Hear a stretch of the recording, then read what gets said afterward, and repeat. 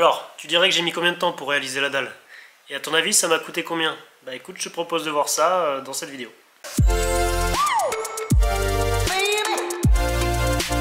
Salut à tous, bienvenue dans la maison d'Agoney, moi c'est Flo, et sur cette chaîne, je vais construire une maison neuve avec mon père en moins d'1 an et pour moins de 70 000 €.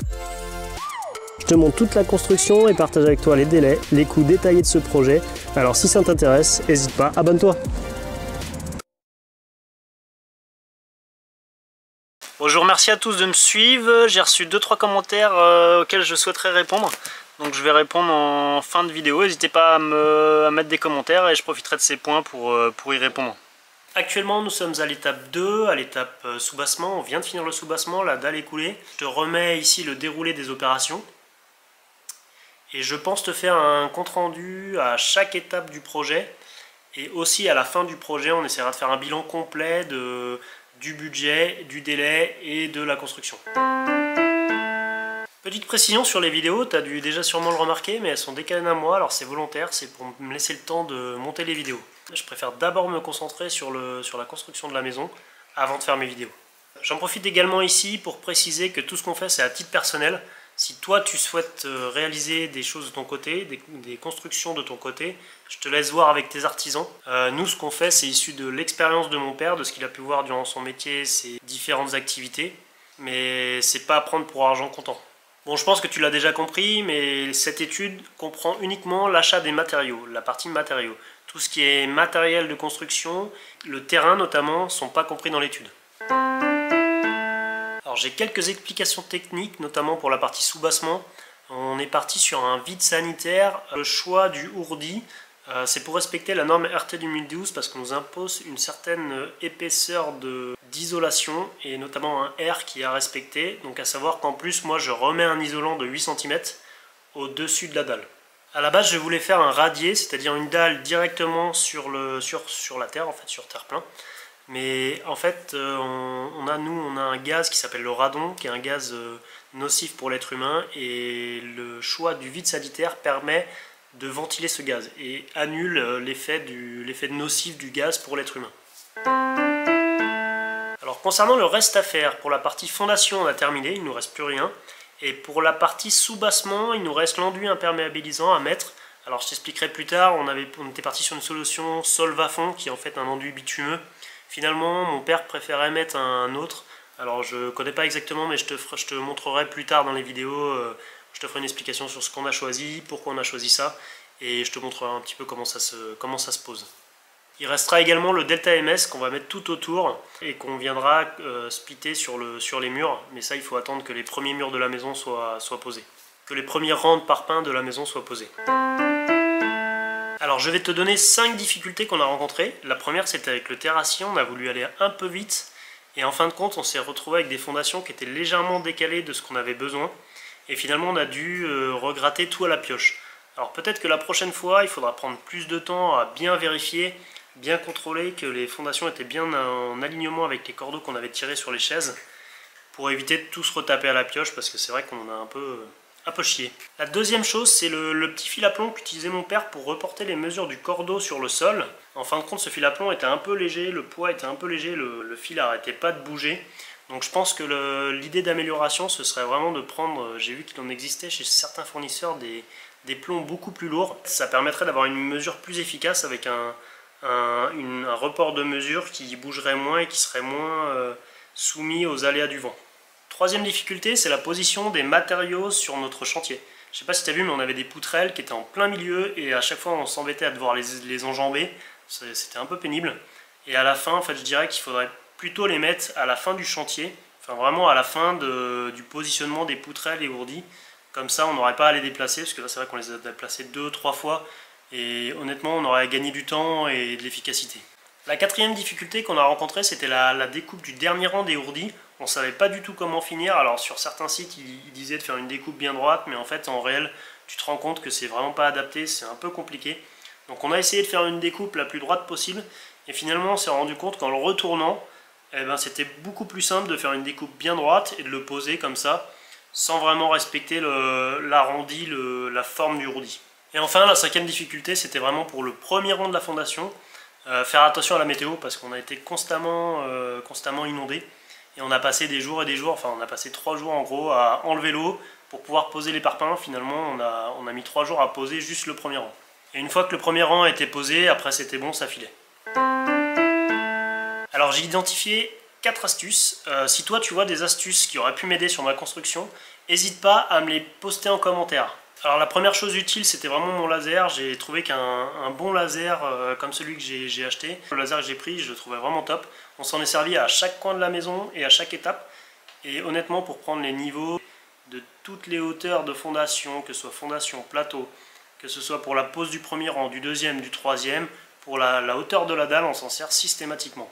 Donc je pense qu'une super chose, c'est d'investir dans un bon laser. Et je parle d'un laser extérieur qui n'est pas du tout la même chose qu'un laser intérieur. Deuxièmement, le petit profilet qu'a fait mon père qui permet de mettre la hauteur de colle pour pouvoir poser son parpaing. Alors il fait 2,5 cm d'épaisseur, ça permet au parpaing de descendre avec le poids en fait à juste 1 cm de colle. Je trouve que c'était vraiment utile parce qu'il c'est un gabarit qui fait juste la longueur du parpaing. Et en fait, nous on avait juste à étaler et pas se poser de questions. Bon alors les maçons d'à côté sont venus voir ce qu'on a fait. Ils ont vu notre gabarit, ils ont un peu rigolé parce qu'eux ils ont l'habitude, c'est des pros, ils posent à l'œil et ils n'en ont pas besoin, donc pour eux c'est un peu une perte de temps. Mais pour nous qui sommes amateurs, effectivement c'était quelque chose qui était bien utile. Troisièmement, c'est aller chercher de la colle en centrale. C'est vrai que ça nous a fait gagner beaucoup de temps. Tu vas le matin, en plus il n'y avait pas trop de monde, donc tu ramènes la colle directement en remorque. Tu avais juste à par contre à la remouiller la journée parce que c'est vrai qu'elle a tendance à sécher. Donc il faut bien penser à demander du retard dans la colle. C'est vrai que ça nous a fait gagner beaucoup de temps de juste mettre dans la brouette et aller emmener sur le chantier. Et en plus on s'est aperçu que c'était moins cher que de la faire nous-mêmes. Ensuite, le fait de pouvoir sortir mes plans moi-même, comme j'ai conçu tous mes plans sur SketchUp, sur le logiciel SketchUp, le gros avantage c'est de pouvoir sortir tous mes plans de positionnement de tuyaux, de positionnement de gaine, et globalement tous les plans que je vais pouvoir sortir sur la maison. Je trouve ça très très utile.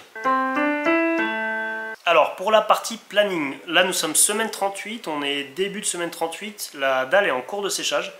Donc là tu peux voir que pour la partie pour la partie fondation plutôt, j'avais réservé 15 jours, on a mis le lundi de la première semaine creuser les fondations.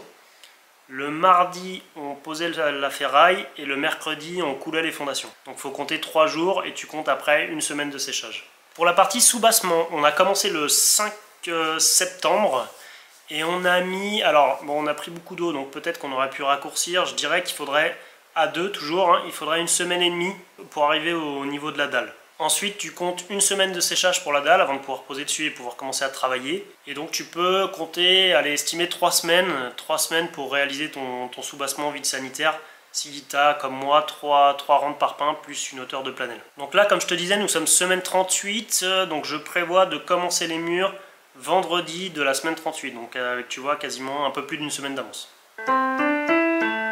Pour la partie budget, là on est à la deuxième étape, à l'étape soubassement. Donc j'avais quantifié, tu vois, une grosse partie administrative. Je vais t'expliquer un petit peu plus tard ce que ça comprend. Pour la partie fondation, tu vois, j'avais un petit peu surestimé. Finalement, on est proche des 3000 €, donc j'ai 1500 € de surestimation. C'est 1500 € que je vais pouvoir déplacer sur un autre poste. Pour la partie soubassement, j'étais pas trop mal, tu vois, je suis quasiment à 7000 €. C'est exactement ce que j'avais quantifié. Pour la partie huisserie, tu vois, donc là je suis déjà à 4128 €. J'ai pas encore reçu mes fenêtres, ça comprend mes volets roulants et les 50% d'acompte à la commande. Tu vois que je vais vraiment exploser le budget que je m'étais fixé, mais en fait j'avais quantifié ce budget en prenant des ouvertures entrée de gamme PVC que j'avais vu chez certains fournisseurs. Mais après réflexion et concertation avec mon père, on a décidé de mettre un peu plus d'argent sur ce poste. Je pense que c'est quand même un poste qui doit bien vieillir dans le temps et sur lequel il vaut peut-être mieux pas trop lésiner. Et enfin, les 50 € qui traînent dans la partie extérieure, c'est du grillage qu'on a acheté pour pouvoir refermer le chantier. Alors tu vois, pour la partie administrative, en fin de compte, j'avais quantifié tout ce qui est pose de coffret électrique, tout ce qui va être pose de compteur Veolia. Tu vas retrouver également tout ce qui est arrivé télécom. Tu vas retrouver aussi la validation de la norme RT 2012, je pense aussi au Consuel et à tous ces organismes qui vont venir certifier ma maison. Tu trouves également la licence SketchUp qui m'a permis de faire mes plans. Alors à la base j'ai pris un gros volume, j'avais quantifié 10 000 € sur ce poste. C'est parce que je pensais passer par un maître d'œuvre pour faire mes plans. Finalement je les ai fait moi-même et ça a été validé en mairie, donc j'ai pu faire des bonnes économies sur ce poste. J'ai du mal à quantifier le reste des besoins sur ce poste. Sur la partie électricité, eau, gaz, enfin pas de gaz, j'ai pas de gaz, mais sur la partie RT 2012 validation, j'ai aucune idée des prix, donc là j'ai préféré grossir le poste, on verra bien ce que ça donne. Si tu souhaites des explications sur la partie plan que tu dois remettre à la mairie pour pouvoir, parce que du coup comme je les ai fait moi-même, maintenant j'ai compris un petit peu ce qu'ils attendent. Si tu as besoin d'explications ou tu veux des explications sur cette partie-là, les plans que tu as besoin de déposer pour une maison en mairie, les délais d'attente que tu as besoin dans ton compromis, ou ce genre de choses, mets-moi en commentaire et j'essaierai de te faire une vidéo dessus.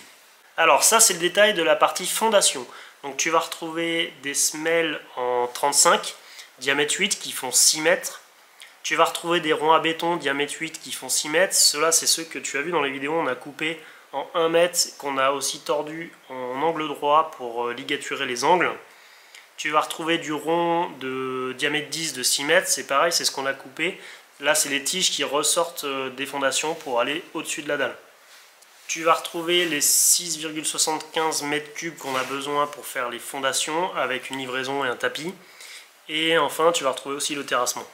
Alors ça, c'est le détail de ce que j'ai eu besoin pour le soubassement. Donc là, tu vas retrouver les poutrelles, les ourdis, toute la partie chaînage. Tu vas retrouver les planets, tu vas retrouver aussi l'isolation, le solvafond. Tu vas retrouver le profilé Delta MS. Tu vas retrouver aussi la colle à parpaing qu'on est allé chercher en centrale. Tu vas retrouver le sable et le gravier qui serviront à faire les linteaux du soubassement. Et enfin, tu retrouves le béton qui sert pour la dalle. Donc là, ce qu'on peut noter, c'est que vraiment les postes les plus chers, c'est l'isolation, les poutrelles et le béton. En fin de compte, tout ce qui est un peu spécifique, tu t'aperçois que c'est le plus cher. Alors tous les prix que je donne ici, c'est à titre indicatif. Ça dépend énormément de l'endroit où tu te situes, de ta région. Ça dépend également de ta capacité à négocier les prix. Là, moi, j'ai rien négocié. Je suis allé voir les fournisseurs. Ce que j'ai fait, c'est que j'ai fait un quantitatif complet de la maison. J'ai consulté différents fournisseurs, que ce soit des grossistes, que ce soit des spécialistes ou autres. Et j'ai pris le devis globalement le moins cher, mais j'ai pas du tout cherché à négocier. Donc là, tu as vraiment des prix à titre indicatif. Ne garantit en rien ce que toi tu vas trouver chez tes fournisseurs. Alors surtout, n'hésite pas à me poser des questions sur mes vidéos dans les commentaires. Je profiterai de ces points de projet pour répondre aux différentes questions que tu peux avoir sur la réalisation, sur le budget ou sur les délais. Et surtout, si tu as des pistes d'amélioration, que ce soit en façon de faire, que ce soit en délai ou que ce soit en organisation ou en prix, n'hésite pas à me les partager en commentaire. Je serais curieux de savoir comment je peux améliorer ma méthodologie. Merci à tous pour vos commentaires, ça fait super plaisir. Je vais profiter, je pensais pas en recevoir autant, donc je vais profiter de ce point pour répondre à 2 commentaires que j'ai sélectionnés. J'ai reçu un commentaire sur l'étude géotechnique, je trouvais plutôt intéressant. En fait, moi j'en ai pas fait, mais c'est plutôt une erreur, je dirais. Je pense qu'il faut vraiment en faire une. Alors par contre, pourquoi j'en ai pas fait? C'est parce que en fait, si tu veux, j'ai des maisons derrière, tu vois, à étage. Eux, ils ont mis 25 cm de fondation. Et ils étaient en étage, et ils sont à quoi, une dizaine de mètres de moi. Et mon voisin qui m'a vendu le terrain, qui est là derrière, tout au bout là-bas, il est pareil, il a 2 hauteurs de... Il a pareil 25 cm de fondation, et il a 2 hauteurs de parpaing de soubassement. Et tu vois, je suis à quoi, pareil, une dizaine de mètres de lui, donc je suis pile poil entre les deux. Et lui, il a 3 hauteurs de parpaing de soubassement. Et donc je me suis dit que je pouvais m'en passer. Je pense que c'est peut-être une erreur, j'aurais dû la faire. Mais honnêtement, je trouvais que le risque était assez faible, donc j'ai pris mon risque, quoi. Donc j'ai choisi de m'en passer. Alors pour répondre aux évacuations de WC, effectivement en Y de 45 degrés et tuyau de 45 degrés, c'est vraiment l'idéal, il faut faire ça, je recommande. Mais le truc c'est que nous, la mairie nous a amené l'évacuation sur le point le plus haut du terrain. L'évacuation des eaux usées sur le point le plus haut du terrain. Donc en fin de compte, on a fait cette solution là parce que c'est plus bas. Et en termes de pente, ça nous permettait de gagner le plus de hauteur possible pour être sûr d'avoir une pente naturelle qui descend bien jusqu'au regard qui est là-bas. Donc de là à de là. Voilà, c'est fini pour moi pour ces 2 premières étapes. Je te donne rendez-vous pour la suite. N'hésite pas à t'abonner, à me laisser un petit pouce bleu, ça me rendra toujours heureux. On se retrouve sur la prochaine vidéo à la fin de l'élévation des murs et des pignons. Et moi je te dis à la prochaine. Ciao! Back up, back up.